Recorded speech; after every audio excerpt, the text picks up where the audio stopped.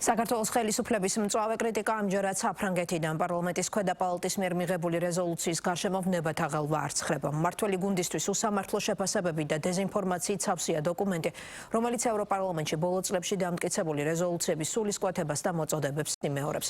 ქართული ოცნების ლიდერები მძიმე შინაარსის რეზოლუციის მომზადება მიღებაში ყოფილი პრეზიდენტის სალომე ზურაბიშვილის როლსაც ხედავენ, რომელიც ეროვნულ ასამბლეაში დოკუმენტის განხილვას ესწრებოდა.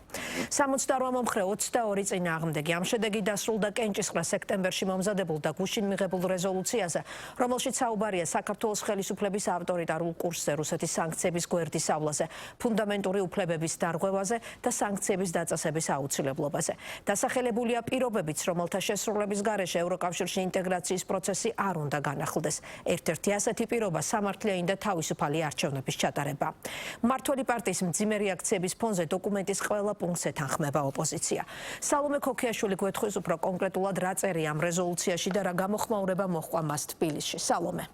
დიახ, დავიწყოთ იმით, რომ ეს რეზოლუციაც იმეორებს იმ სულისკვეთებას, რომელიც ჩვენ გვინახავს ბოლო პერიოდში მიღებულ დოკუმენტებსა თუ რეზოლუციებში, სხვადასხვა ქვეყნებში და ძირითადად ევროპარლამენტში. შესაბამისად, განსაკუთრებულ სიახლეს არც ფრანგულ დოკუმენტში და რეზოლუციაში ვაწყდებით, რომელიც წინა სხვა დოკუმენტებისგან მსგავსად საუბრობს უცხოური გავლენების გამჭვირვალობის კანონზე, როგორც დემოკრატიული უკუსლის ერთ-ერთ ნაბიჯზე და ამ კანონის გაუქმებას მოითხოვს. გარდა ამისა, საუბრობს საქართველოში თავად ქვეყანაში დემოკრატიულ უკუსლაზე და მაგალითად იმ ფონზე, რომ ბოლო 3 წელიწადი არც ერთი სახელმწიფო უწყება ევროკავშირიდან დაფინანსებას აღარ იღებს, მაინც საუბრობს ამ დაფინანსების შეწყვეტაზე და ამ დაფინანსების სრულად სამოქალაქო სექტორის ანგარიშზე მიმართვაზე.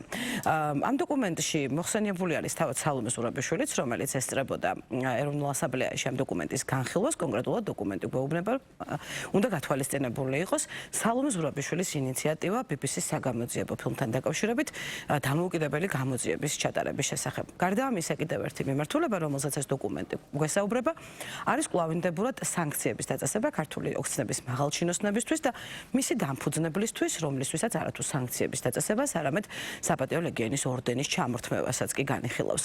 ამ პუნქტებს სრულად ეთანხმებიან იმ ოპოზიციურ პარტიებში, რომლებსაც დღეს ჩვენ ვესაუბრეთ და ისინი ამბობენ, რომ ეს დოკუმენტიც ისევე როგორც სხვა რეზოლუციები მათი თვალთახედვით ზუსტად ასახავს ქვეყანაში არსებულ ვითარებას.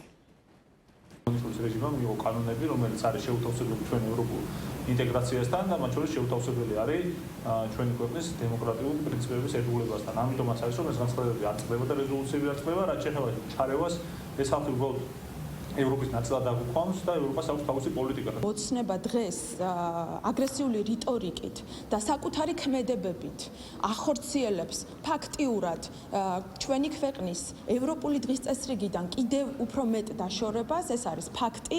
ამაზე მოწმობს შემდეგ უკვე ყველა ის რეზოლუცია, ყველა ის მწვავე შეფასება. ამ მწვავე შეფასებების მიღმა არის ის რეალობა, რაც არის ჩვენს ქვეყანაში და სწორედ ამის მაუწყებელი არის აი ეს.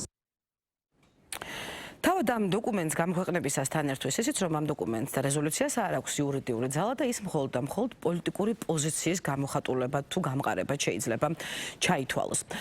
თუმცა როგორი იყო მიღების, ასე ვთქვათ, პროცესი და შედეგები ამ შემთხვევაში თავად ეროვნულ ასამბლეაში, რომელიც ქვედა პალატას წარმოადგენს საფრანგეთის პარლამენტისა, 577 დეპუტატი ირიცხება. ეს დოკუმენტი მიღებული იყო საგარეო ურთიერთობათა კომიტეტში, ყოველ შემთხვევაში ამ კომიტეტს აწერია 68 ხმით, 22-ის წინააღმდეგ. რაც შეეხება მოწინააღმდეგ აქვე უნდა აღვნიშნოთ ისიც, რომ ამ მოწინააღმდეგეთა უმრავლესობა ამ შემთხვევაში ის ადამიანები, რომლებიც ამ რეზოლუციის წინააღმდეგ წავიდნენ, ძირითადი ნაწილი მათი მიეკუთვნება ეროვნულ გაერთიანებას, რომელიც არის ჟორდან ბარდელას პარტია, ყოველთვის ის არის ახლა ამ პარტიის თავმჯდომარე.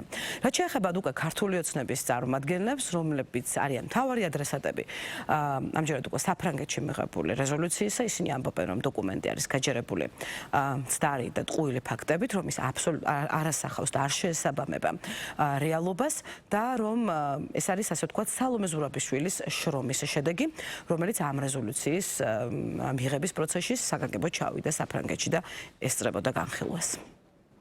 ყველაზე ცუდი ამ რეზოლუციის მიღება თუ განხილვაში არის ის, რომ მისი ავტორი, მისი შემოქმედი, მისი დამყენებელი და ლობისტი არის ქართველი და ჩვენ ისტორიულად გვახსოვს, რომ თუ ვინმე ყავდა საქართველოს თავის ისტორიაში ყველაზე უფრო ცუდი დამზიანებელი და მტერი, ეს ყოველთვის სამწუხაროდ ქართველი ადამიანების ხელით ხორციელდებოდა და აქაც ძალიან სამწუხაროა, რომ ქალბატონი სალომე, რომელიც არის ამ რეზოლუციის ავტორი, ცდილობს, რომ ეს ზიანი მიაყენოს საფრანგეთის სენატს. რამდენიმე ათეულმა დეპუტატმა დაუჭირა ამ დოკუმენტს, ესეც ბევრ რამეზე მეტყველებს თუნდაც იმაზე, რომ როგორც ჩანს, არც საფრანგეთში დიდ დონეზე, მასშტაბურ დონეზე, როგორც ჩანს, არ არის იმის სურვილი, რომ რაღაც მეტი დაპირისპირება, მეტი ამ ტიპის რადიკალიზაცია იყოს, მათ შორის საქართველოსთან. სინამდვილეშიც ასეა, მსოფლიო შეიცვალა. დღეს აბსოლუტურად სხვა გარემოა, აბსოლუტურად სხვა განწყობებია, აბსოლუტურად სხვა მოლოდინებია მომავალთან დაკავშირებით. მოლოდინები მეტი დიალოგის, მოლოდინები მეტი თანამშრომლობის და არა აი ეს რაღაც ძველი მცდელობები, ერთი და იგივე მცდელობები, რომ ქვეყანასთან აბსოლუტურად ტყუილების საფუძველზე და არამტკიცებულებების გარეშე ბრალდებების საფუძველზე მოხდეს მეტი ურთიერთობების უფრო მეტად გაფუჭება. როგორც გითხარით ამ დოკუმენტს მე იურიდიული ძალა არ აქვს და თავად ამ დოკუმენტის წარდგენება ესწერია, რომ ის მხოლოდ პოლიტიკურ პოზიციას გამოხატავს. მადლობა სალომე ქოქიაშვილმა გაგვაცნო საფრანგეთის ეროვნულ ასამბლეაში მიღებული რეზოლუციის მთავარი აქცენტები და გამოხმაურება საქართველოში.